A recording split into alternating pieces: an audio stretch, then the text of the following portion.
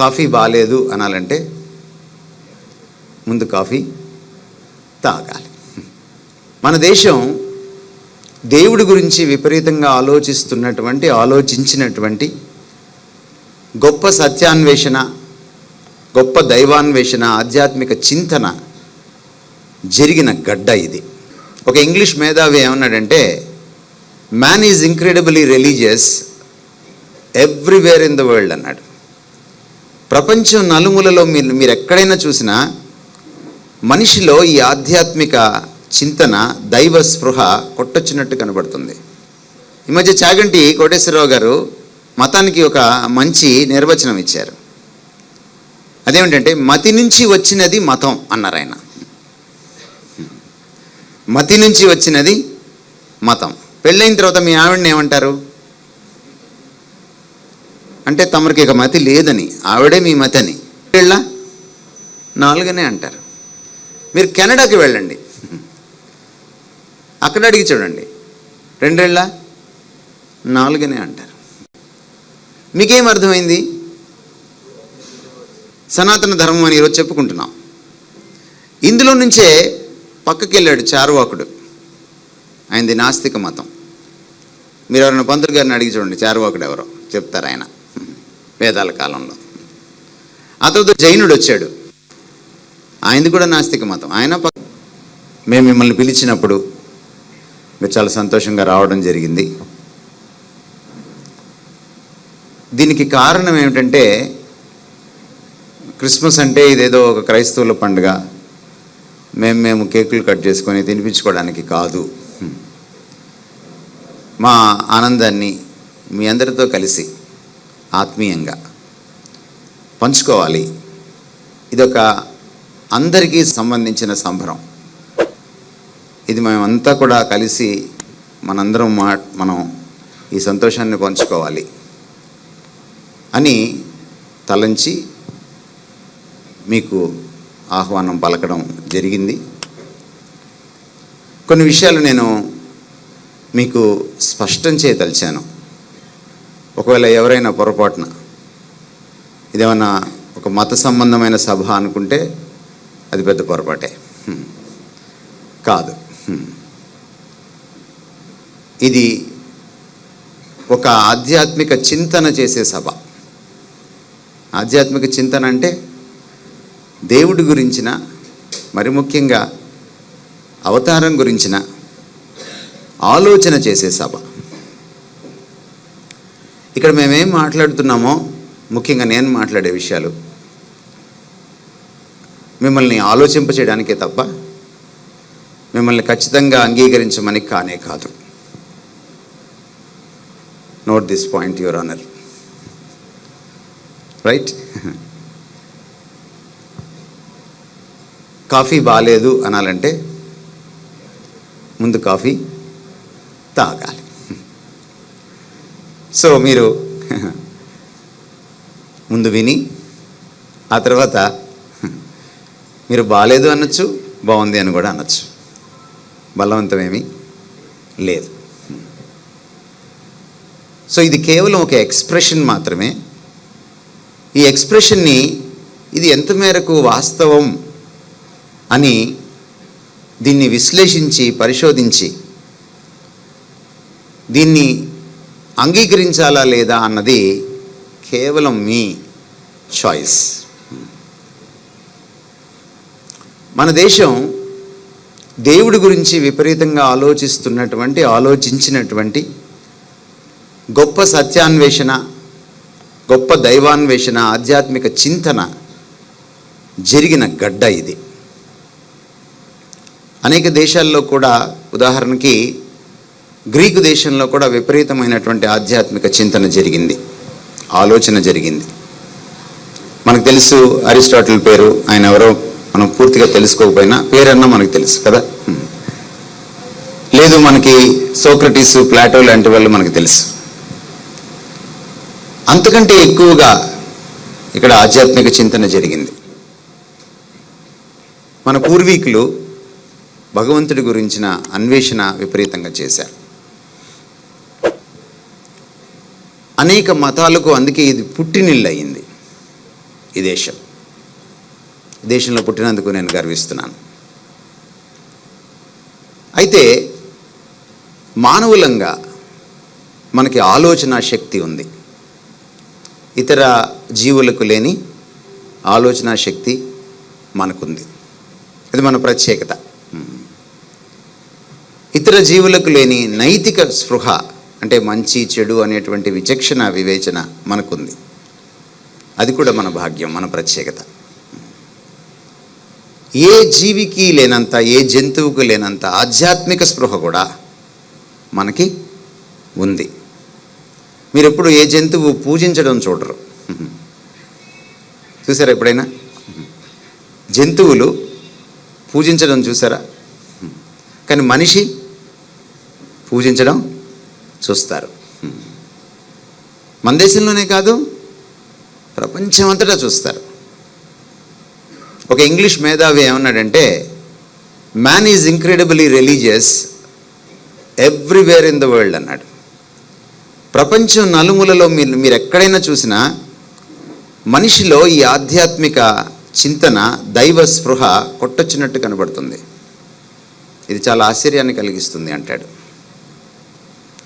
ఇప్పుడు మనం ఆలోచించవలసిన ఒక ఆలోచన ఏమిటంటే, ఎందుకు మనలో, మన గుండెల్లో ఈ దైవ స్పృహ, దేవుడి గురించినటువంటి ఆలోచన, తపన, చింత ఉంది. చింతన అంటే మనం మామూలు తెలుగులో చింత అంటే ఆందోళన చెందడం, కానీ చింతన అంటే అది కాదు, ఆలోచన అన్నమాట. విశ్లేషణాత్మకంగా ఆలోచించడం. ఎందుకుంది ఇది అని మనం ఆలోచిస్తే మనకు ఒకటి కనీసం తడుతుంది. ఒక ఆక్స్ఫర్డ్ మేధావి ఏమన్నాడంటే, నీకు ఆకలేసింది అంటే ఎక్కడో ఆహారం దొరుకుతుందన్నమాట, లేకపోతే ఆకలి అనేది ఉండదు. దేవుడి గురించిన ఆకలి నీ గుండెల్లో ఎక్కడో ఉంది అంటే ఎక్కడో దేవుడు ఉన్నాడన్నమాట. ఆకలికి ఆహారానికి ఎంత విడదీయరాని సంబంధం ఉందో, మనిషి గుండెల్లో దేవుని గురించిన ఆకలికి అలాగే ఎక్కడో మనకు కనపడిన చోట మనకి దూరంగా, మనకు అర్థం కాని రీతిలో వెలసిల్లుతున్నటువంటి దేవుడికి కూడా అవినాభావ సంబంధం ఉంది. బ్లైసీ పాస్కల్ అనేటువంటి ఒక గొప్ప శాస్త్రవేత్త, అతడు నాస్తికుడు, ఆ తర్వాత ఆస్తికుడు అయ్యాడు. దేవుణ్ణి నమ్మాడు. మొదటి దేవుణ్ణి నమ్మేవాడు కాదు. అతను ఒక మాట అన్నాడు, in every man's heart there is a God shaped vacuum. ప్రతి మనిషి గుండెల్లో దేవుడి ఆకారంలో ఒక శూన్య ప్రదేశం ఉంది. Only God can fill it. దేవుడు మాత్రమే ఆ శూన్య ప్రదేశాన్ని నింపగలడు. మీరు డబ్బు తీసుకురండి, దర్పం తీసుకురండి, దశకం తీసుకురండి, ఇంకోటి తీసుకురండి, పదవి తీసుకురండి, లేకపోతే అందం తీసుకురండి, సుఖ సంతోషాలు, సుఖభోగాలు తీసుకురండి, మీరేం తీసుకొచ్చినా ఆ గుండెల్లో వెలితి పోదు దేవుణ్ణి తెలుసుకునేదాకా. ఇది మనిషి తత్వం. అందుచేతనే మన దేశంలోనే కాదు, అనేక దేశాల్లో గత 5000 సంవత్సరాల వెనక్కి వెళ్ళి మనం చూస్తే దేవుణ్ణి గురించినటువంటి వెతుకులాట విపరీతంగా మనకి కనబడుతుంది. ఈ వెతుకులాటనే మనం ఏమన్నామంటే మతం అన్నాం. మతం అంటే ఏమిటి? మతం అంటే ఏమిటి? మనం చాలాసార్లు మతం అనే మాట వాడతాం కదా. ఏమిటి మతం అంటే? ఈ మధ్య చాగంటి కోటేశ్వరరావు గారు మతానికి ఒక మంచి నిర్వచనం ఇచ్చారు. అదేమిటంటే, మతి నుంచి వచ్చినది మతం అన్నారు ఆయన. మతి నుంచి వచ్చినది మతం. పెళ్ళైన తర్వాత మీ ఆవిడని ఏమంటారు అంటే, తమరికి ఇక మతి లేదని, ఆవిడే మీ మతి అని. స్త్రీకి మతి శ్రీమతి అన్నమాట. నిజమే, పెళ్ళైన తర్వాత మైండ్ పోద్ది చాలామందికి. మతి అంటే మైండ్ అండి. అంటే మనసు నుంచి పుట్టిన ఆలోచనే మతం. సంస్కృతంలో మతం అన్న మాటకు అర్థం ఏమిటంటే అభిప్రాయం. అందుకని అభిమతం అనే మాట వచ్చింది. అభిమతం అంటే అభిప్రాయం. మనసు నుంచి పుట్టిన ఆలోచన నిజమవచ్చు, నిజం కాకపోవచ్చు కూడా. మీరు చెప్పండి విజ్ఞతతో, అభిప్రాయాన్ని బట్టి సత్యం ఉంటుందా? సత్యాన్ని బట్టి అభిప్రాయం ఉంటుందా? ఏమండి, అభిప్రాయం సత్యాన్ని మారుస్తుందా? మార్చలేదు. సో మతి నుంచి పుట్టిన ఆలోచన వాస్తవం కావచ్చు, కాకపోవచ్చు, కానీ సత్యం మారదు. మీరు మీ జేజి తాతను అడిగి చూడండి, ఒకవేళ ఆయన్ని కాంటాక్ట్ చేయగలిగితే, 2 ఏళ్ళు ఎంత జేజి తాత అని అడగండి, ఏమంటారు ఆయన? 4 అంటారు. ఒకవేళ మీ ముని మనవరాలను అడిగి చూడండి, 2 ఏళ్ళ 4 ఎంత అని, ఏమంటారు? ఆమె ఏముంటుంది? 4 అనే అంటుంది. ఇది ఎవరు? కాకినాడ. మీరు కెనడా కదా ఇది. ఇక్కడ మీరు అడిగి చూడండి, రోడ్డు మీదకి వెళ్ళి, 2 ఏళ్ళ 4 అనే అంటారు. మీరు కెనడాకి వెళ్ళండి, అక్కడ అడిగి చూడండి, 2 ఏళ్ళ 4 అనే అంటారు. మీకేం అర్థమైంది? సత్యం కాలాన్ని బట్టి, వ్యక్తుల్ని బట్టి, ప్రాంతాలని బట్టి మారదు. మన దేశంలో అనేకమైన మతాలు ఉన్నాయి. మతం ఎక్స్ని అడగండి, 2 ఏళ్ళు ఎంత అని. మతం వైని అడగండి, మతం జెడ్ని అడగండి, ఏమంటారు అందరూ? 4 అనే అంటారు. కానీ మీరు దేవుడి గురించి అడిగి చూడండి, మళ్ళీ వెళ్ళనే నలుగురు 4 విధాలుగా చెప్తారు. అక్కడ అందరూ ముక్తకంఠంతో 4 అంటారు, ఇక్కడేమో నలుగురు 4 విధాలుగా చెప్తారు. ఎందుకంటారు? ఎందుకంటే ఆయన అర్థం కాడు కనుక. మీకు ఈ పాత పాట గుర్తుందా? గోదావరి గట్టుంది, గట్టు మీద చెట్టు ఉంది, చెట్టు మీద పెట్టుంది, పిట్ట మనసులో ఏముంది? ఎవరైనా చెప్పగలరంటే ఇక్కడ కూర్చున్న వాళ్ళు? పిట్ట మనసులో ఏముందో చెప్పలేని వాళ్ళం, దేవుడి దగ్గర పెట్టంతోళ్ళం మనం. ఆయన ఎవరో ఎలా చెప్పగలమండి? చెప్పలేం. చెప్పలేక, ఆయన అర్థం కాక, ఆయన్ని వెతికి వెతికి వెతికి వేసారి అన్ని మతాలు చివరికి తమకు తోచిందే ఆయన అనుకున్నారు అన్నమాట. తమకి తోచిన దాన్ని దేవుడు అనుకోవడమే మతం. అందుకని మతాల మధ్య మీరు అన్నట్టుగా సర్వమతాలు ఒక్కటే అంటుంటారు కదా మీరు. కాదు, సర్వమతాలు ఒక్కటైతే ఇన్ని మతాలు ఎందుకు? సర్వమతాలు ఒకటి కాదు కాబట్టే ఇన్ని మతాలు. ఒక మతానికి మరొక మతానికి పొంతన లేదు కాబట్టే ఇన్ని మతాలు. చూడండి, మనం క్రైస్తవాన్ని తీసుకోండి. ఇస్లాంకి క్రైస్తవానికి చాలా భిన్నత్వం కనపడుతుంది. యూదు మతాన్ని తీసుకోండి, యూదులకు క్రైస్తవులకు చాలా భిన్నత్వం కనపడుతుంది. కొన్ని సారూప్యతలు ఉంటే ఉండొచ్చు. ఒక్క హైందవ మతాన్ని తీసుకోండి, సనాతన ధర్మం అని ఈరోజు చెప్పుకుంటున్నాం. ఇందులో నుంచే పక్కకి వెళ్ళాడు చార్వాకుడు, ఆయనది నాస్తిక మతం. మీరు ఎవరైనా పంతులు గారిని అడిగి చూడండి, చార్వాకుడు ఎవరో చెప్తారు ఆయన, వేదాల కాలంలో. ఆ తర్వాత జైనుడు వచ్చాడు, ఆయనది కూడా నాస్తిక మతం, ఆయన పక్కకి వెళ్ళాడు. పక్కకి ఎప్పుడు వెళ్తాం సార్ మనం? పక్కకి ఎప్పుడు వెళ్తాం మనం ఇంకో మతం పెట్టడానికి? ఇక్కడేదో కుదరక నచ్చక. బుద్ధుడు ఎక్కడి నుంచి వెళ్ళాడు? ఇక్కడి నుంచే వెళ్ళాడు పక్కకి. సిక్కు మతం ఎక్కడి నుంచి వచ్చింది? ఇక్కడి నుంచే వచ్చింది పక్కకి. ఇంకా పక్కకి వెళ్ళిన వాళ్ళు కొంతమంది ఉన్నారు, లోపలే ఉన్నారు కానీ పడదు. శైవం, వైష్ణవం, ద్వైతం, అద్వైతం. ఒక ఆయన అన్నాడు, దేవుడికి గుణాలు లేవురా బాబు అన్నాడు. ఆయన శంకరాచార్యుల వారు. ఇంకొక ఆయన అన్నాడు, లేదు లేదు దేవుడికి గుణాలు ఉన్నాయి అన్నాడు. ఆయన రామానుజాచార్యుల వారు. ఇప్పుడు మీకు అర్థమైందా మతానికి మధ్య? నెక్స్ట్ టైము మతాలన్నీ ఒకటేనే పొరపాటున అనేసారు గబుక్కున. కాదు. నేను ఎందుకు చెప్తున్నాను ఇదంతా కూడా, అభిప్రాయాలు ఏకీభవించవు. మతం అనేది అభిప్రాయం అయితే ఏకీభవించదు. ఒక రకంగా చెప్పాలంటే ప్రతి మతం ఒక రెట మతం. అంటే ఒక మతానికి ఇంకో మతానికి పొసగదు. మనం రెట మతం అని ఎవరిని అంటాం? ఇదే మతం. ఎవరితో కలవని వారిని మనం రెట మతం అంటాం. కానీ దేవుడు మతాలకు అతీతుడు, మన మతికి అతీతుడు, మన అభిప్రాయాలకు అతీతుడు. దేవుడు సత్యస్వరూపుడు. మన దేశంలో దేవుణ్ణి రకరకాలుగా పిలుస్తాం మనం. ఒక పిలుపు ఏమిటంటే మనం సర్వసాధారణంగా పిలిచేది సచ్చిదానందమూర్తి అంటాం దేవుణ్ణి.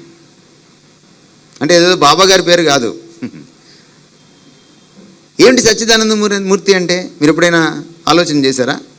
సత్ ప్లస్ చిత్ ప్లస్ ఆనందం సచ్చిదానందం. సత్ అంటే సత్యం, వాస్తవం. సత్యం, శివం, సుందరం. మీరు కనీసం పాటల్లోనన్నా వినుంటారు. ఎందుకు దేవుడు అనగానే సత్యం అనేది ఒకటి పలుకుతూ ఉంటుంది. ఒకసారి గాంధీ గారిని అడిగారు, దేవుడు అంటే ఎవరు అని అడిగితే సత్యం అన్నాడు ఆయన. మరి సత్యం అంటే ఏమిటి అని అన్నారు. దేవుడు అన్నాడు ఆయన. ఇందాక మనం సత్యం గురించి ఏం తెలుసుకున్నామండి? సత్యం అందరికీ ఒకటే ఉంటుంది. దేవుడు ఎందుకు అర్థం కాడు అన్నది కూడా మనం అర్థం చేసుకోవాలి. దేవుడు ఎందుకు అర్థం కాడంటే ఆయన అనంతుడు, మనం పరిమితులం. ఈ పరిమితమైన మతి నుంచి పుట్టినది మతం అన్నారు కదా చాగంటి వారు, ఇక్కడ వారే. ఈ మతి పరిమితమైంది కనుక ఈ మతికి ఆ అపరిమితమైన దేవుడు అర్థం కాడు. మరి ఎప్పుడు అర్థమవుతాడు?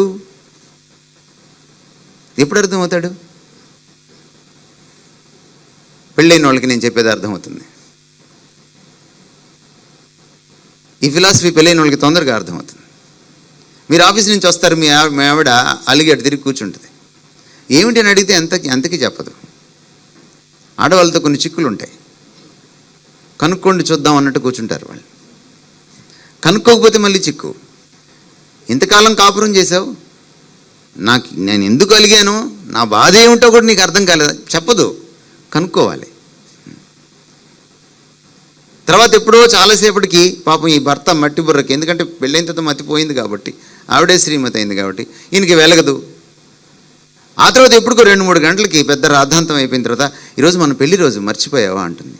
ఇంకా చూడు మనోడి పరిస్థితి, ఆత్మహత్య చేసుకున్నట్టే. అమ్మాయి అంటేనే ఒక అర్థం కాని పదార్థం అనమాట. ఎప్పుడు తెలుస్తుందండి భార్య మనసులో మాట? భార్య చెబితే. దేవుడి గురించి ఎప్పుడు అర్థమవుతుంది? తమరి మతికి నా మతికి ఆయన వచ్చి చెప్పాలి. వేరే మార్గం లేదు.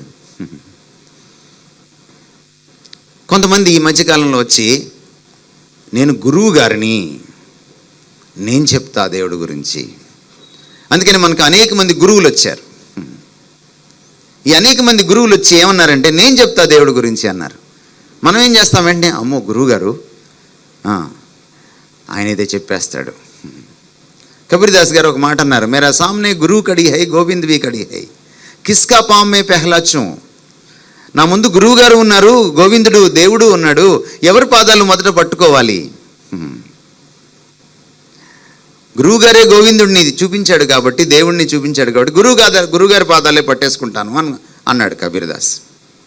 కానీ కబీర్దాస్ గారు గుర్తించినటువంటి సత్యం ఏమిటంటే, అనంతమైన దేవుణ్ణి పరిమితమైన మనిషికి మధ్యలో నేనొచ్చి పరిచయం చేస్తా అన్నటువంటి గురువు గారు ఎవరు? వారు కూడా మనిషే. వారికి దేవుడు అర్థం కాడు. కాకపోతే నాకంటే 4 ఆకులు ఎక్కువ చదివారు ఆయన, అంతే. వారికి కూడా ఆయన అర్థం కాడు. అందుకనే ఆయన దిగి రావాలి. ఆయన దిగి రావాల్సిన అగత్యంలో మొదటిది ఇది. ఈ అగత్యం, ఈ అవసరం దేవుడిది కాదండి, మనది. మీరు అడగచ్చు, ఏం భగవంతుడు అర్థం కాకపోతే ఏమిటట? నా ఇష్టం వచ్చినట్టుగా నేను భగవంతుడిని పూజిస్తే ఏమిటట అని మీరు అడగచ్చు. దానికి కూడా మనం జవాబు చెప్పుకోవాలి. భగవంతుడిని సరిగా అర్థం చేసుకోకపోతే దేన్ని సరిగా అర్థం చేసుకోలేం. ఓ మేధావి ఏమన్నాడంటే, నువ్వు సూర్యుడిని డైరెక్ట్గా చూడలేవు, ప్రత్యక్షంగా చూడలేవు, కానీ అది లేకుండా దేన్ని చూడలేవు. రేపు ఉదయించలేదనుకోండి మన పరిస్థితి ఏంటి? ఎల్లుండి కూడా ఉదయించలేదనుకోండి మన పరిస్థితి ఏంటి? ఇలా ఒక సంవత్సరం పాటు ఉదయించలేదనుకోండి మన పరిస్థితి ఏంటి? ఈ లైట్లన్నీ ఆరిపోతాయి తర్వాత. ఎందుకంటే మనం అంతా లైటింగ్ ఇవ్వలేం. ఆయన ఏమన్నాడంటే ఆ మేధావి, నువ్వు సూర్యుడిని చూడలేవు ప్రత్యక్షంగా, కానీ అది లేకుండా దేన్ని చూడలేవు. నువ్వు భగవంతుడిని కూడా ప్రత్యక్షంగా చూడలేవు, కానీ ఆయన లేకుండా దేన్ని సరిగా అర్థం చేసుకోలేవు, జీవితాన్ని, తోటి మనిషిని కూడా. మీరు చూడండి, మీకు చిన్న విశ్లేషణ చెప్తున్నా. మన దేశంలో కుల వ్యవస్థ ఉంది. కుల వ్యవస్థలో మనమేమంటాం? ఆయన పెద్దోడు, ఈయన చిన్నోడు. అది పెద్ద కులం, ఇది చిన్న కులం కదా. ఆయన పవిత్రుడు, ఆ పైన ఆయన, ఈయన అంత పవిత్రుడు కాదు. తలలోంచి వచ్చినవాడు చాలా గొప్పవాడు, పవిత్రుడు. పాదాల నుంచి వచ్చినవాడు శూద్రుడు, ఇంకా పంచముడు, ఇంకా అధముడు, ఇంకా చండాలుడు. ఇప్పుడు నా ప్రశ్న ఏమిటంటే, దేవుడి తల ఒక రకంగాను పాదాలు ఇంకో రకంగాను విలువ ఉంటుందా దేవుడికి? మీ తలకి దెబ్బ తగిలితే ఎక్కడికి వెళ్తారు? హాస్పిటల్కి వెళ్తారా? కాలు ఇరిగితే కాలే కదా అనుకుంటారా? మీరు వెళ్తుంటే తల మీద కాకిరెట్ట వేస్తే స్నానం చేస్తారా? చేస్తారు. పాదాలకు అశుద్ధం అంటుకుంటే పాదాలే కదా అనుకుంటారా? అనుకోరు. రెండిటినీ మీరు సరిసమానంగా చూస్తారు. మీరు గుడికి వెళ్ళి దేవుడి తలకాయను పూజిస్తారా? దేవుడి పాదాలను పట్టుకుంటారా? నీ పాద రాజీవములతోడా, నీ పాద పద్మములు.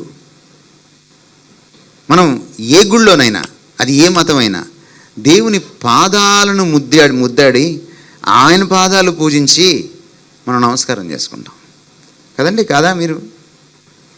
మరి సర్వమతాలు, సకల కులాలు పూజింపదగినదైతే దేవుడి పాదం, ఆ పాదం నుంచి పుట్టినవాడు నీచుడు, అధముడు, చండాలుడు, తక్కువవాడు, నిమ్న జాతివాడు ఎందుకు అవుతాడు సార్? మీరు చెప్పండి. అంటే మనం దేవుణ్ణి అపార్థం చేసుకున్నాం. అంటే దేవుడు మనిషిని పక్షపాతంతో సృష్టించాడని, దేవుడు తలకై పవిత్రమైందని, పాదాలు అపవిత్రమైనవని మనం అనుకున్నాం. కాబట్టి దేవుణ్ణి అపార్థం చేసుకున్నాం. కాబట్టి పక్క మనిషిని కూడా మనం తక్కువగా చూస్తున్నాం.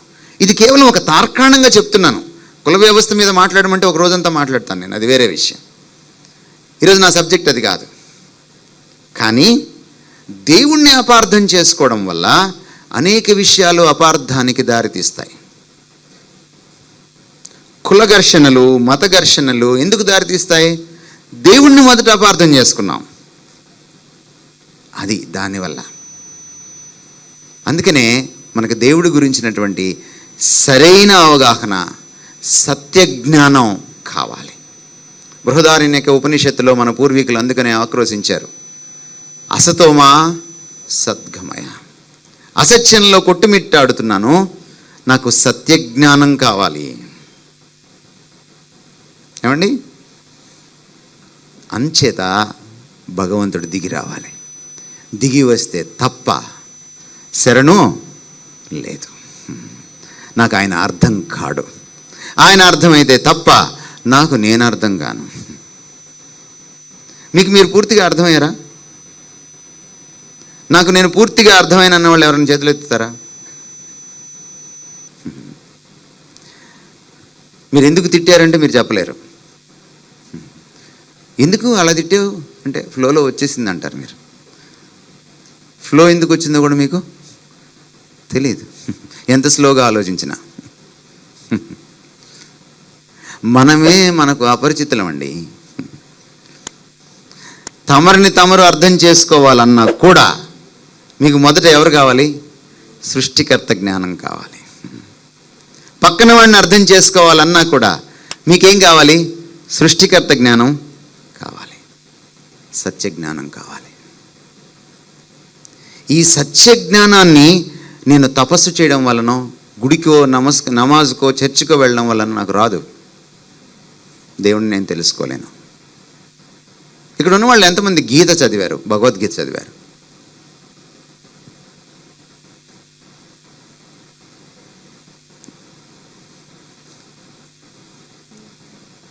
మన దగ్గర ఉన్న ఒక గొప్పతనం ఏంటంటే చదవకుండా దాని గొప్పతనం గురించి మాట్లాడతాం మనం. బైబిల్ చదవరు చాలామంది క్రైస్తవులు, బైబిల్ గురించి గొప్పగా చెప్తారు. ఖురాన్ చదవరు చాలామంది ముస్లిమ్స్, ఖురాన్ గురించి గొప్పగా చెప్తారు. గీత చదవరు, వేదాలు చదవరు చాలామంది, కానీ సనాతన ధర్మం గురించి గొప్పగా చెప్తారు. గీతోపదేశంలో ఒక మాట ఉంది, ఏమిటంటే నీవు వేదాలు చదవడం వల్ల కానీ, లేక నీవు దాన ధర్మాలు చేయడం వల్ల కానీ, కర్మకాండలు చేయడం వల్ల కానీ నీవు భగవంతుని సాక్షాత్కారం చేసుకోలేవు. నా జ్ఞాపక శక్తి మంచిదైతే మీరు ఒకసారి 11వ అధ్యాయం 48వ శ్లోకం చదువుకోండి ఇంటికి వెళ్ళాక, లేదా పక్కనే అటో ఇటో ఉంటుంది. 48 అయితే ఉంటే మనకు కనుక ఈయనకి కొంచెం వీడికి కాస్త జ్ఞాపక శక్తి ఉందని మీరు అనుకోండి. ఎందుకు తెలుసుకోలేము? అనంతుణ్ణి పరిమితుడు తనంతట తాను తెలుసుకోలేడు. ఇది అవతారానికి మొదటి కారణం. దేవుడు ఎందుకు దిగి రావాలంటే దేవునికి మనిషికి మధ్య ఉన్న అనంతమైన అగాధాన్ని నేను దాటలేను, మనం దాటలేము, ఆయన మాత్రమే దాటుకొని రావాలి. అదే అవతారం. దిగి రావడాన్నే అవతారం అన్నాం. నాకు అప్పుడు తప్ప భగవద్ జ్ఞానము దొరకదు. దేవుడి గురించి అచ్చుగుద్దినట్టు నాకు చెప్పగలిగింది దేవుడే, అంతకంటే కొంచెం తక్కువైన గురువు గారు కాదు. కాబట్టి దేవుడే సాక్షాత్తు మనిషిగా అవతరిస్తే తప్ప మనిషికి దేవుడు అర్థం కాడు. It's number 1 reason. రెండవ రీజన్, మనము దేవుడిని ఎందుకు చేరుకోలేమంటే మనం పరిమితులు మాత్రమే కాదు, మనము పంకిలమైన వాళ్ళం, పాప పంకిలమైన వాళ్ళం. ఆయన పరమ పవిత్రుడు. ఇది రెండో కారణం. మీరు గుడికి వెళ్తారు కదా, కొబ్బరికాయ కొడతారు.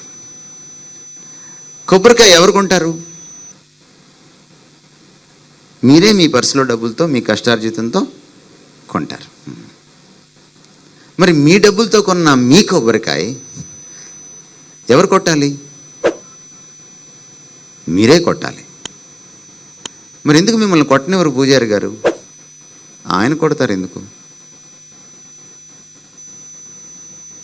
గుళ్ళోకి వెళ్ళాక ఓ దగ్గర ఆపేస్తారు మిమ్మల్ని, అర్చకులు కదండి. మీ కొబ్బరికాయ వారు తీసుకొని వారు కొట్టి ఒక చెప్ప మీకు ఇస్తారు. మీరెందుకు కొట్టరు అని అడుగుతున్నాను. మీకు ఇప్పుడు రాలేదా ఈ ఆలోచన? మనం కొట్టడానికి అంత సీన్ లేదు మనకి. మనం గుడికి వెళ్ళగలం కానీ గర్భగుడిలోకి వెళ్ళలేం. ఒప్పుకుంటారా? ఎందుకు? పాపపంకిలమైన వాళ్ళం. ఈ పుస్తకం చెప్తుంది,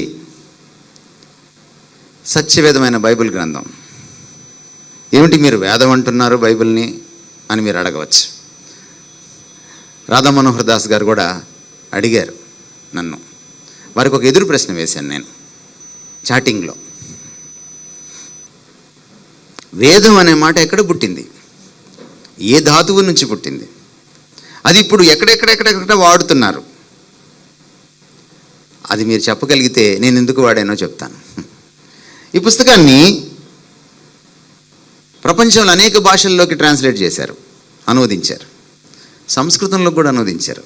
దాని పేరు సత్యవేదం. ఆ పేరే నేను వాడుతున్నాను.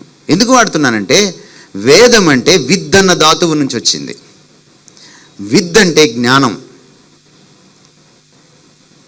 విద్ నుంచే విద్య వచ్చింది. విద్ నుంచే విద్యార్థి వచ్చాడు.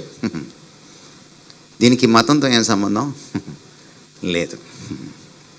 సత్యవేదమైన బైబిల్ గ్రంథం ఏం చెప్తుందంటే, అందరూ పాపం చేసిన వాళ్ళే అని చెప్తుంది. మనుధర్మశాస్త్రం 2వ అధ్యాయం ఏం చెప్తుందంటే, పాపోహం పాపకర్మాహం పాపాత్మా పాప సంభవ అని చెప్తోంది. కాబట్టి పాప పంకిలమైన మనిషి పరమ పవిత్రుడైన దేవుణ్ణి తనంతట తాను చేరుకోలేడు. ఈ పంకిలం పోవాలి.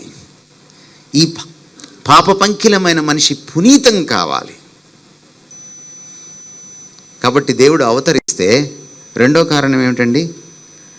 మొదటి కారణం మనకి దైవ జ్ఞానాన్ని ప్రసాదించడం కోసం, దేవుణ్ణి పరిచయం చేయడం కోసం. రెండవది కారణం ఏమిటంటే, మనల్ని పునీతుల్ని చేయడం కోసం, మనల్ని పాపం నుంచి బయటకేయడం కోసం. ఇవి రెండు కనీసం చేస్తే ఆయన అవతరించిన దానికి సార్థకత ఉంటుంది. నేను చాలా చిన్నవాడిగా ఉన్నప్పుడు, దాదాపు 5వ తరగతిలో అలా ఉన్నప్పుడు, నేను గవర్నమెంట్ స్కూల్లో చదువుకున్నాను, పల్లెటూరులో చదువుకున్నాను. మా పంతులు గారు, మా తెలుగు మాస్టరు స్కూల్ అయిపోయిన తర్వాత మళ్ళీ ఇంటికి వెళ్ళి స్నానం చేసి వచ్చేవారు. మమ్మల్ని కూడా స్నానం చేసి రమ్మనేవారు. స్కూలు 4:45కి అలా అయిపోతుంది. వచ్చి కూర్చుండేవాళ్ళం. ఆయన కూర్చొని కుర్చీ పైన, మేము కింద పద్మాసనం వేసుకుని కూర్చుంటే ఆయన రామాయణ, మహాభారతం, లేకపోతే భాగవతం, లేకపోతే భగవద్గీత ఆయన పారాయణం చేస్తుండేవారు. అప్పుడు విన్న ఈ శ్లోకం ఫస్ట్ ఏమిటంటే, పరిత్రాణాయ సాధూనాం, ఏమండి, వినాశయక దుష్కృతం.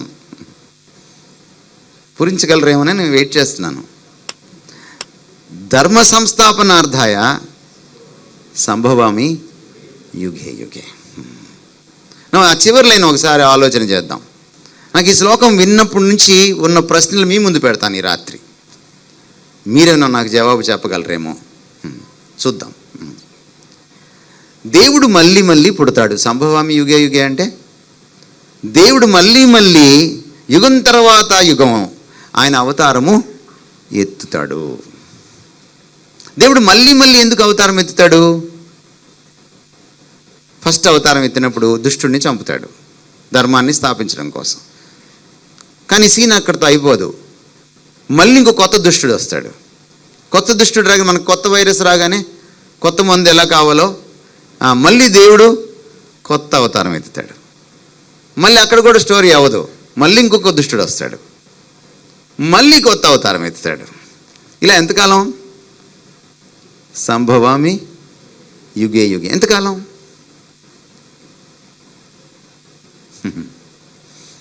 మీరు ఆలోచన చేయాలి. మన ధర్మంలో, సనాతన ధర్మంలో మోక్షం అంటే ఏమిటి?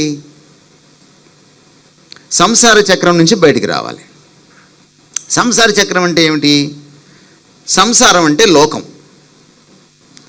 పుట్టిన ప్రతి ప్రాణి గిట్టక మానదు, గిట్టిన ప్రతి ప్రాణి పుట్టక మానదు. ఇది కదా మన ఆలోచన. అంటే పుడతాను, పాపం చేస్తాను, మళ్ళీ చేస్తాను, మళ్ళీ దాన్ని తీర్చుకోవడానికి మళ్ళీ పుడతాను, మళ్ళీ చేస్తాను, మళ్ళీ దాన్ని తీర్చుకోవడానికి ఈసారి 2 జన్మలు ఉన్నాయి, 3వ జన్మలో క్యారీ ఫార్వర్డ్, బ్యాలెన్స్ పెరిగిపోతుంది, మళ్ళీ పుడతాను, చేస్తాను. ఈసారి 4వ జన్మ వచ్చేటప్పటికి ఇంకా బ్యాలెన్స్ పెరిగిపోయింది, అందులోకి మిగిలింది, ఇందులో మిగిలింది, ఇందులో మిగిలింది, అంతా పాపం వచ్చి మీద పడింది, మళ్ళీ తీర్చుకోవాలి. ఇలా పుడుతూ చేస్తూ ఉంటాను. దీన్నే సంసార చక్రం అన్నారు. దీంట్లోంచి బయటపడితే ఏమన్నారు? మోక్షం అన్నారు. విడుదల, విముక్తి, దాని షార్ట్కట్లో ముక్తి అన్నారు. విడిపించడానికి వచ్చిన దేవుడు పుట్టి మళ్ళీ పుట్టి చేస్తున్నాడు అనుకోండి, అప్పుడు ఆయన ఎక్కడికి వచ్చేసిన ఇందులో ఉండిపోయినట్టు? మరి అప్పుడు నాకు పరిష్కారం ఎలా సార్? మీరు ఆలోచన చేయండి. కాబట్టి ఆయన ఇందులో ఇరుక్కోకూడదు. ఇరుక్కున్న నన్ను బయటికి లాగాలి. మోక్షం కైవల్యం అంటే ఈ సంసార చక్రం నుంచి బయటికి వచ్చిన నాడు, నేను దేవుళ్ళలో లీనమైన నాడు, దేవునితో అనుసంధానమైన నాడు నాకు మోక్షం లభిస్తుంది. కానీ ఆయనే వచ్చి ఇక్కడ చిక్కుకుపోతే నాకు ఆశ లేదిక.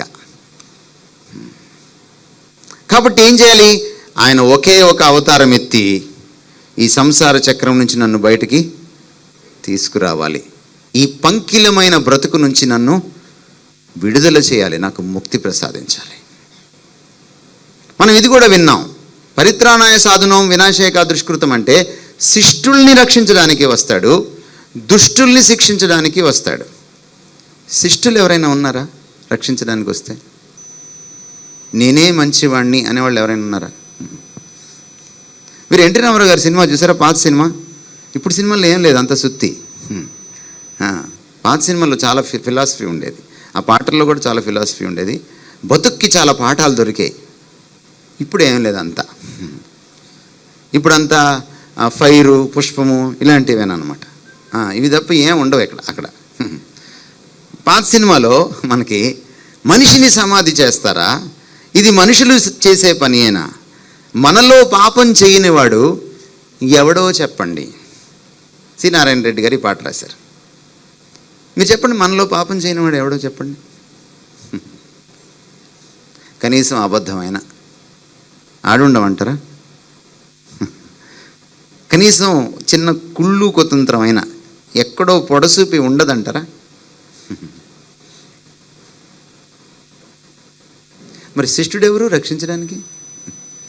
కనీసం అబద్ధం కూడా ఆడని శిష్టుడు, కనీసం తలపుల్లో కూడా పరమ పవిత్రంగా జీవించే శిష్టుడు, మంచివాడు ఎవడున్నాడు సార్? ఒక రోజున బస్సు ఎక్కి పోతూ ఉన్నాను నేను ఆఫీస్కి, 20 సంవత్సరాల క్రితం మాట. నా పక్కన అనుకోకుండా ఓ పూజారి గారు కూర్చున్నారు. ఆయన డ్రెస్సు వాళ్ళకని చూస్తే ఆయన పూజారి గారు అని అర్థమైంది.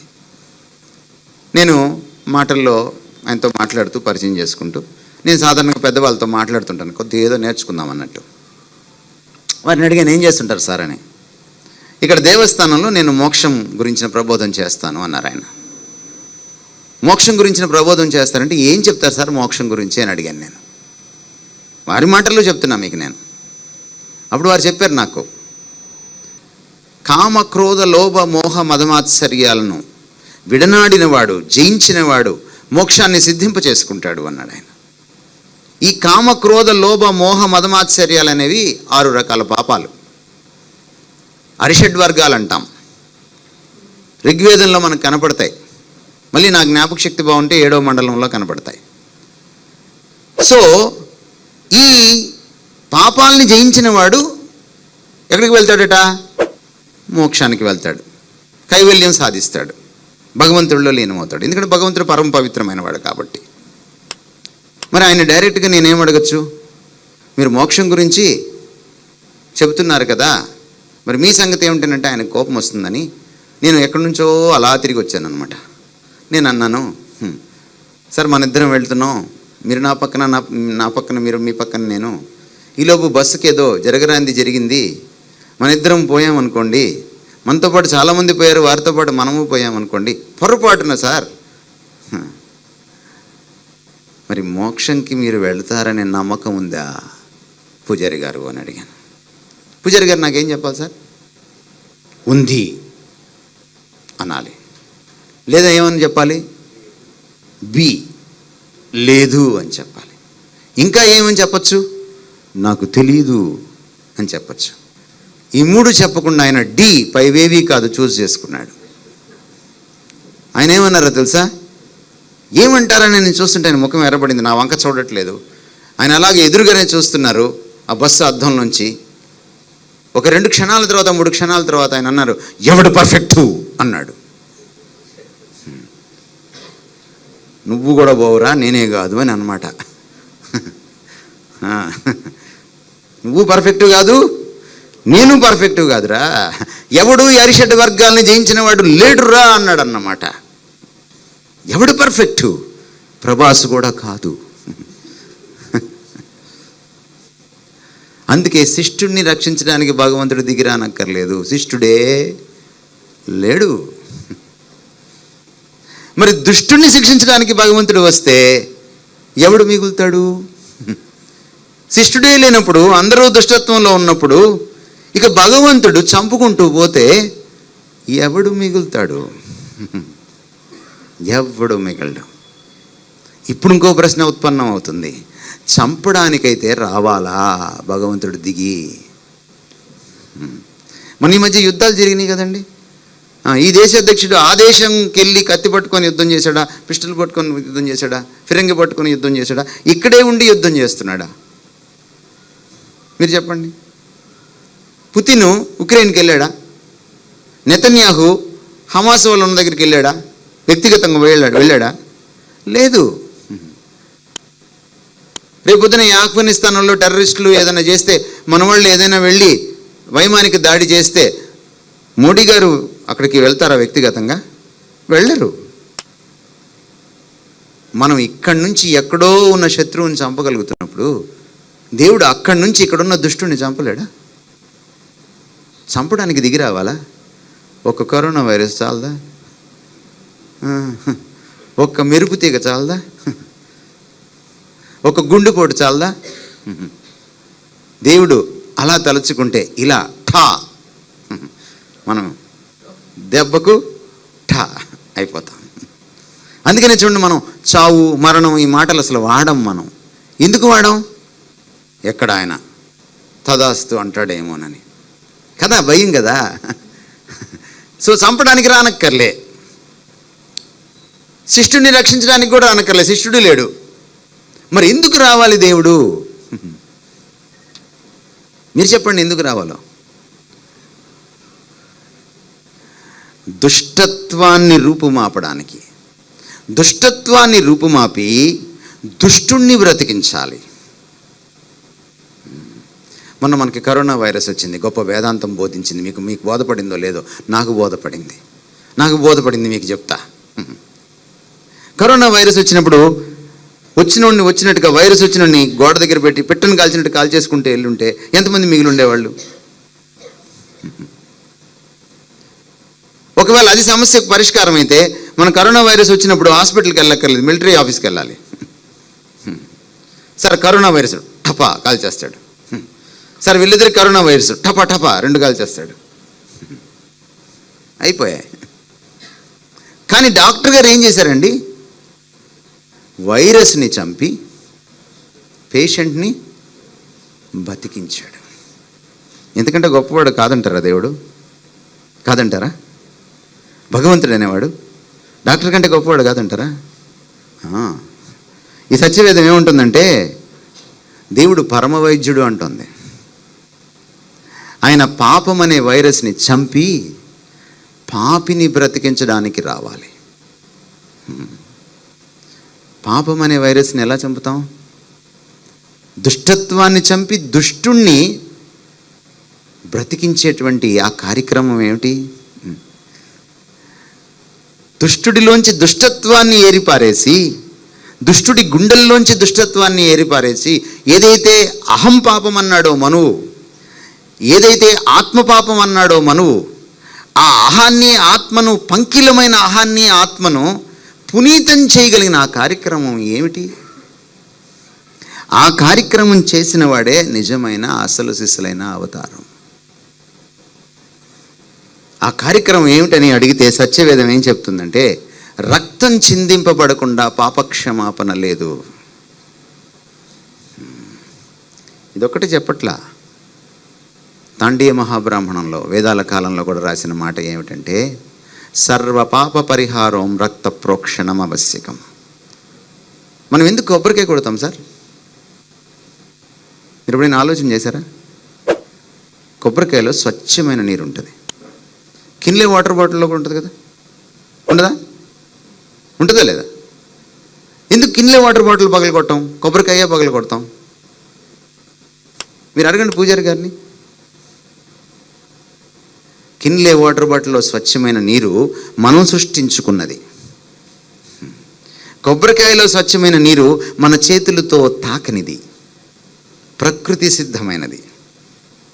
అది కావాలి దేవుడికి. ఎందుకంటే నా చేతులతో నేను తాకిన మరుక్షణం కిన్లే ఏమవుతుంది? పంకిలం అయిపోతుంది. కనుక ఏమర్థమవుతుంది మనకి? ఈ కొబ్బరికాయ స్థానంలో కొన్ని వేల సంవత్సరాల వెనక్కి వెళ్ళిపోతే మనం ఏం చేశాం? మనం అజామేధ యాగం అంటే మేకల్ని బలిచ్చాం. గోమేధ యాగం, మేధ అంటే చంపడం, మనం అశ్వాల్ని బలిచ్చాం అంటే గుర్రాలని బలిచ్చాం. గోమేధం, అజామేధం, అశ్వమేధం, పురుషమేధం, మనం ఇన్ని విధాలుగా బలులు అర్పించాం. ఎందుకు అర్పించాం సార్? సర్వపాప పరిహారం, రక్త ప్రోక్షణం ఆవశ్యకం. పాపం వచ్చినప్పుడు అండి మరణాన్ని కొని తెచ్చిందండి. అందుకే పాపం పోవాలంటే మళ్ళీ ప్రాణం పెట్టాలండి. ఆ ప్రాణం పవిత్రమైనదై ఉండాలండి. సర్వపాప పరిహారం రక్త ప్రోక్షణం ఆవశ్యకం. తత్రక్తం పరమాత్మేణ, అది దేవుడిదై ఉండాలండి. ఆ రక్తము దేవుడిదై ఉండాలి. దేవుడికి రక్త మాంసాలు ఉండవు. అందుకని ఆయన ఏం చేయాలి? నరావతారం ఎత్తాలి. అర్థమవుతుందా మీకు నేనేం చెప్తున్నాను? తత్రక్తం పరమాత్మైన పుణ్య, అది పాపం లేనిదై ఉండాలి. దానముగా ఇచ్చిందై ఉండాలి. బలియాగం, ఆయన చేయని పాపానికి, మనం చేసిన పాపానికి తాను బలి అవ్వాలి. దాన్నే బలియాగం అన్నారు. యేసుక్రీస్తు ఈ లోకానికి వచ్చినప్పుడు, అవతరించినప్పుడు చంపడానికి రాలేదు, మన స్థానంలో చావడానికి వచ్చాడు.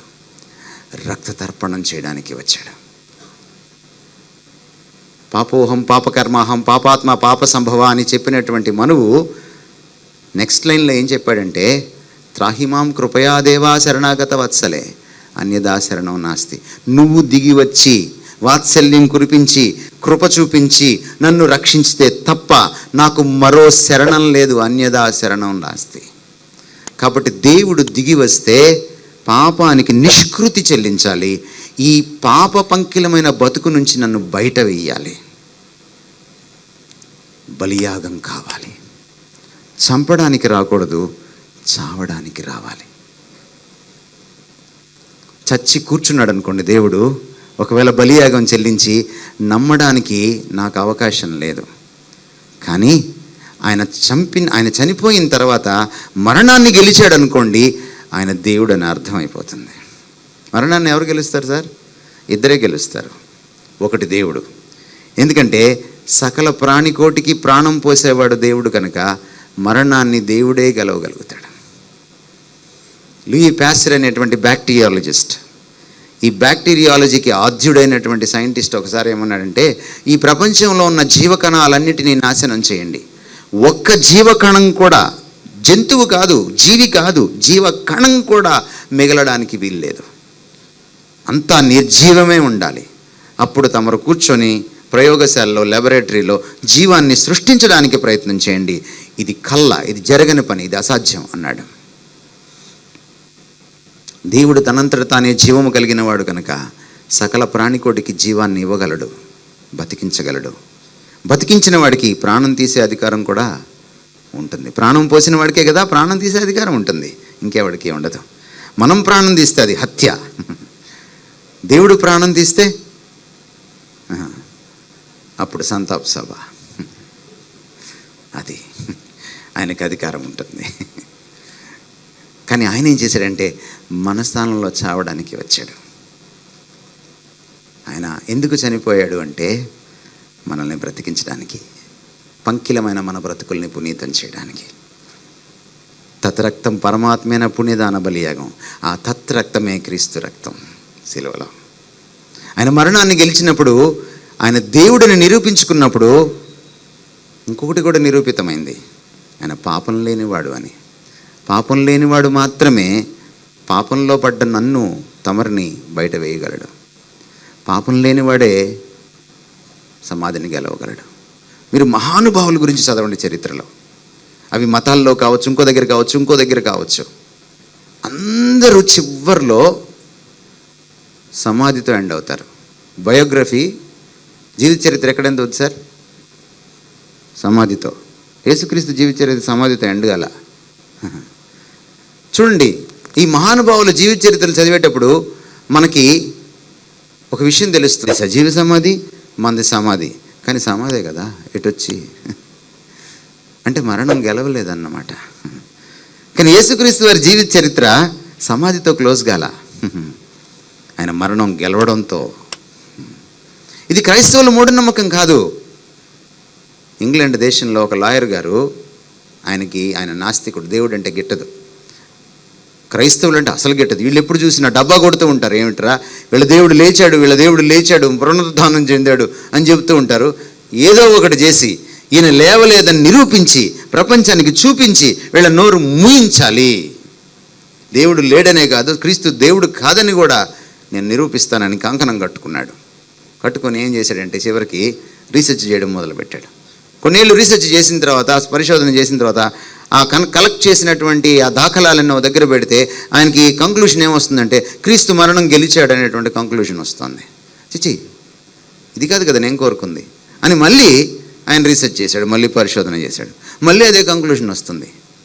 బుర్రకొక్కున్నాడు, ఇదేమిటబ్బా అని మళ్ళీ చేశాడు. ఇలా మళ్ళీ చేసిన తర్వాత దాదాపు ఒక 3 దశాబ్దాలు ఆయన పరిశోధన చేసిన తర్వాత ఇక అర్థమైపోయింది ఆయనకి, ఈయన లేచాడు రా బాబు అని. అప్పుడు రాశాడు ఈ పుస్తకం, హూ మూవ్డ్ ద స్టోన్. యేసుక్రీస్తు సమాధి పైన రాయిని ఎవరు దొర్లించారు? మీకు అమెజాన్ అకౌంట్ ఉంటే మీ ఫోన్లో ఒకసారి తీసి అమెజాన్ అకౌంట్లో యాప్లోకి వెళ్ళి who moved the stone space ఇచ్చి ఫ్రాంక్ మారిసన్ అని టైప్ చేసి మీరు ఎంటర్ కొడితే మీకు ఆ పుస్తకం కనపడుతుంది. ఆయన ఫస్ట్ చాప్టర్కి ఏం పేరు పెట్టారు తెలుసా? ఏ పుస్తకం రాయకూడదు అనుకున్నానో ఆ పుస్తకమే రాస్తున్నాను రా బాబు. The book that was refused to be written. ఇది మూఢనమ్మకం కాదు, ఇది చారిత్రక వాస్తవం. డాక్టర్ సర్వేపల్లి రాధాకృష్ణన్ గారు ఇంగ్లాండ్ దేశానికి వెళ్ళినప్పుడు ఒక రోజున ఈస్టర్ రోజు అయింది. అది యాదృచ్ఛికంగా ఈస్టర్ రోజు రావడం వల్ల ఆయన ఒక చర్చిలోకి, యాంగ్లికన్ చర్చికి పిలిచారు ఆయన్ని. ఆ బ్రిటిష్ వాళ్ళ చర్చిలో ఆయన మాట్లాడుతూ ఆయన ఈ మాటలు చెప్పాడు యేసుక్రీస్తు వారి గురించి. You Christians, you have a unique privilege. Your Lord is risen, go and tell it to the world. క్రైస్తవులారా, మీకు ఒక ప్రత్యేకమైన భాగ్యం ఉంది. మీ ప్రభువు, మీ దేవుడు మరణాన్ని గెలిచి లేచాడు, వెళ్ళి ప్రపంచానికి చాటింపు వేయండి. సర్వేపల్లి రాధాకృష్ణన్ గారు స్వయంగా చెప్పిన మాటలు ఇవి. యేసు సిలువలో చనిపోవడం వల్ల మన పంకిలమైన బతుకుల్ని పునీతం చేయగలిగాడు. అలా చేశాడనడానికి నిదర్శనం ఆయన మరణాన్ని గెలవడం. యేసు మరణాన్ని గెలవడం వల్ల ఆయన దేవుడిని నిరూపించుకున్నాడు కనుక దేవుడికి మనిషికి ఉన్న అనంతమైనటువంటి ఆ మధ్య దూరాన్ని ఆయన మాత్రమే పూడ్చగలడు. అందుకని ఆయన అన్నాడు, నేనే మార్గం, నేనే సత్యం, నేనే జీవం. అసతోమా సద్గమయ అంటే అసత్యంలో ఉన్నాను, సత్యంలోకి నన్ను నడిపించు అని ఆక్రోశిస్తే ఆ ప్రార్థన చేసేవారితో ఆయన అన్నాడు, అహమేవ సత్య, నేనే సత్యం అని అన్నాడు. తమసోమా జ్యోతిర్గమయ, అంధకారంలో కొట్టుమిట్టాడుతున్నాను, అజ్ఞానంలో ఉన్నాను, దైవజ్ఞానం సత్యజ్ఞానం ప్రసాదించు అని ప్రార్థన చేసేవారితో ఆయన అన్నాడు, అహమేవ జ్యోతి, నేనే ఆ వెలుగును. మృత్యోర్మ అమృతంగమయ, మృత్యువుతో పోరాడుతున్నాం, జయించలేకపోతున్నాం, ఇది కొరకరాని కొయ్యగా మారిపోయినాయి, మృత్యువు లేనటువంటి అమృతతులమైన బ్రతుకు ప్రసాదించు అని ప్రార్థన చేసేవారితో ఆయన అంటున్నాడు, అహమేవ జీవ, ఇదిగో నేను మరణాన్ని గెలిచాను. మనం మనిషి పోయాక ఆత్మకు శాంతి అని 2 నిమిషాలు నిలబడతాం కదండి. అదే బతుకున్నప్పుడు నిలబడి ఉంటే ఎంత మనశ్శాంతి దొరికేదో ఆ మనిషికి. పోయాక కాదండి శాంతి కావాల్సింది, ఇక్కడున్నప్పుడే కనుక్కోవాలి. తాగితే కాసేపు శాంతి, పెళ్లి చేసుకుంటే 6 నెలలే శాంతి, ఆ తర్వాత మీకు అందరికీ తెలిసిన విషయమే. కానీ శాంతి, నిజమైన శాంతి ఎలా దొరుకుతుంది? మన పూర్వీకులు అన్నారు, అస్తోమ సద్గమయ, తమసోమ జ్యోతిర్గమయ, మృత్యోర్మ అమృతంగమయ. ఈ 3 నాకు జవాబులు దొరికితే ఈ 3 ప్రశ్నలకు, అప్పుడు ఓం శాంతి శాంతి శాంతి. యేసుక్రీస్తు వారు అన్నారు, నా శాంతిని మీకు ఇస్తున్నాను, లోకపు శాంతి కాదు. ఎందుకంటే ఈ 3టికి నేనే జవాబు కనుక, నేనే సత్యం, నేనే వెలుగు, నేనే జీవం కనుక, నేనే మరణాన్ని గెలిచాను కనుక, నేనే పాప ప్రాయశ్చిత్తం చేశాను కనుక మీకు నిజమైనటువంటి శాంతిని నేను అనుగ్రహించగలను, ఈ లోకంలోనూ రాబోయే లోకంలోనూ. ఇక మళ్ళీ పిండాకుడు కూడా అక్కర్లేదు. కొంతమందికి నేనే అంటే కోపం వస్తుంది, కానీ దేవుడు దిగి వస్తే ఆ పరిభాషలోనే మాట్లాడాలి. మాట్లాడకపోతే ప్రమాదం, అపచారం. ఒక చిన్న పిల్లాడికి స్కూల్ ఫస్ట్ వచ్చింది అనుకోండి, వాడిని స్కూల్ డే రోజు స్టేజ్ మీదకి పిలిచి, వీడి నాన్నగారు ఎవరండి, వారిని అభినందించాలి అని హెడ్ మాస్టర్ గారు అడిగితే క్రౌడ్లోంచి ఒక ఆయన లెగిసి నేను కూడా అంటాడా? తప్పు కదా అలా అంటే. భారతదేశంలో పెళ్ళైన ఏ మహిళనైనా మీరు ఆపి ఈయన కూడా మీ ఆయనేనా అని అడిగి చూడండి, ఏమవుతుందో. చంప చెల్లు ఉంటుంది. మనం అందుకని నిన్నే పెళ్ళాడుతాం అంటాం, కానీ నిన్ను కూడా పెళ్ళాడుతాం సినిమా దియము. ఇంకేం లేదు, థియేటర్ నాశనం అయిపోతుంది. ఎందుకండి? కొన్ని ఒక్కళ్ళే ఉండాలి. దేవుడు అనంతుడు కాబట్టి ఆయన దిగి వస్తే ఒక్కడే కాబట్టి నేనే అంటాడు తప్ప నేను కూడా అండు. దాన్ని మనం తప్పుగా అనుకోకూడదు. నేను కూడా అనడం అపచారం తప్ప నేనే అనడం అపచారం కాదండోయ్. ఇంత గట్టిగా నిరూపించుకున్న ఈ దేవుడు, మనిషిని ఉద్ధరించడానికి వచ్చిన ఈ అవతార పురుషుడు, ఏకైక అవతారం. ఈయన నిజమైన అవతారం, సత్యావతారం. ఈయన చంపడానికి రాలేదు, చావడానికి వచ్చాడు, అందుకనే విశిష్ట అవతారం. ఈయన మరణం గెలిచాడు, అందుకనే అమృతావతారం. ఈయన సిలువలో మనందరి కోసం ప్రాణం పెట్టాడు, అందుకే వీరిది త్యాగావతారం. ఈయన తనకంటే ఎక్కువగా మనల్ని ప్రేమించాడు కాబట్టి మన కోసం ప్రాణం పెట్టాడు, అందుకనే వీరిది ప్రేమావతారం. వీరిని మించిన అవతారం లేదు. అంగీకరిస్తారా? అందకుండా వెళ్ళిపోతారా? మీ ఇష్టం. నా మాటలు విన్నందుకు ధన్యవాదాలు. God bless you.